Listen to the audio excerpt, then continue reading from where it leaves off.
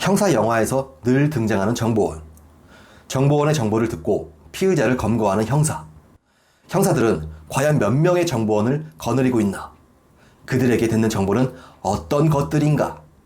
정보원은 어떻게 만들어지는 것인가? 지금부터 알려드리겠습니다.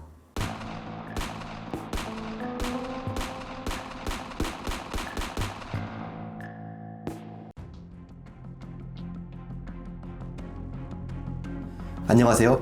태무진입니다. 전직 형사가 알려주는 형사사건의 모든 것. 오늘은 형사에게 있어서 정보원은 누구인가를 알려드리겠습니다.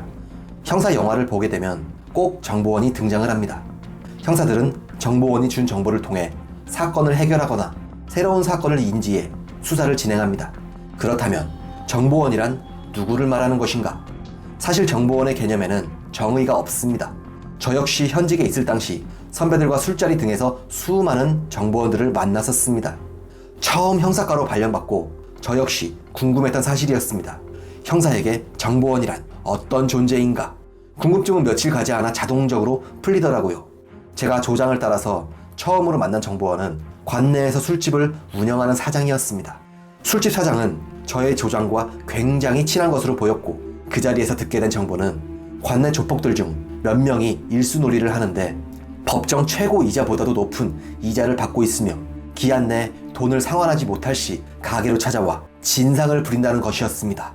이러한 사실을 토대로 피해 상인들의 진술을 확보했고, 조폭들은 업무 방해죄와 범죄단체 조직죄로 형사 입건했었습니다. 사실 형사들과 친분이 있는 모든 사람이 정보원이 되는 것입니다. 형사의 가족들이 될 수도 있고 친구가 될 수도 있고 딱히 정해진 개념은 없습니다. 즉, 인맥이라는 것입니다. 영화에서 너무 과장되게 꾸며진 것들 때문에 일반인들이 환상을 가지게 되는 것 같습니다.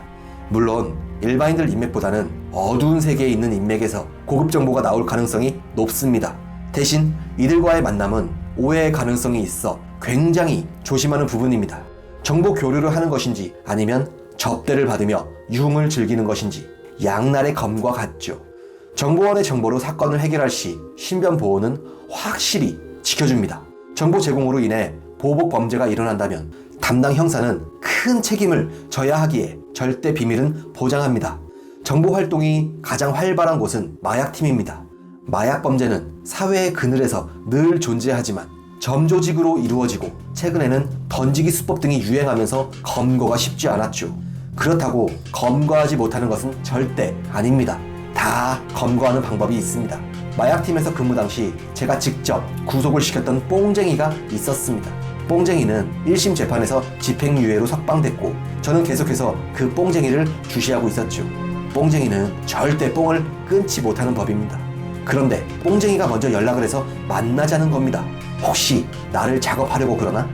인근 카페에서 만나 커피 한잔 하면서 얘기를 나누던 중 배가 너무 아픈 거예요. 전날 마셨던 술 때문인지 잠시 화장실에 다녀왔습니다. 그때 당시 8월 정도 됐던 것 같은데 한여름이었습니다. 굉장히 더운 날씨에 목이 말랐지만 저는 제 앞에 놓여있는 커피를 절대 마시지 않았던 기억이 있습니다. 제가 잠시 화장실을 다녀온 사이 이놈이 제 커피에 무슨 짓을 했을지 모르기 때문입니다. 이래서 뽕쟁이를 만날 땐 꼭 2명이서 나갔어야 했는데 실제로 몰래 약을 타는 경우가 굉장히 많기 때문입니다. 이게 바로 몰래뽕으로 작업하는 것이죠. 제 행동을 의식했는지 뽕쟁이는 웃으면서 소스를 하나 주겠답니다. 당시 수배가 걸려있던 야당 조직원이 승용차에 필로폰을 싣고 도망다니는데 어디에서 누구를 만나는지 자기가 안다는 겁니다. 귀가 솔깃했죠. 하지만 뽕쟁이의 말은 절대 믿어서는 안 되기에 조심스럽게 접근했습니다. 내사를 한 결과 뽕쟁이 말이 사실로 드러났고 결국 뽕쟁이의 정보로 인해 야당 조직원을 검거하게 된 사건이었습니다. 이렇듯 정보원에는 개념이 없습니다. 어디서 어떤 정보가 나올지 모르기 때문입니다. 물론 뽕쟁이는 정보를 제공한 대가로 보상금을 두둑히 받아갔습니다. 제가 예전 영상에서도 다뤘지만 정보원과의 식사나 만남에서 그들에게 얻어먹는 것이 접대로 변질될 수 있다며 수사비 카드를 사용할 수 있습니다. 제가 수사비 카드로 결제하는 것이지요. 여러분 주변에도 경찰 한 명씩은 다들 알고 계시죠? 그렇다면 여러분은 그 경찰의 정보원인 것입니다. 다음 영상에서도 형사에 대한 궁금증 등을 모두 풀어드리겠습니다. 구독과 좋아요 부탁드립니다. 저에게는 아주 큰 힘이 됩니다.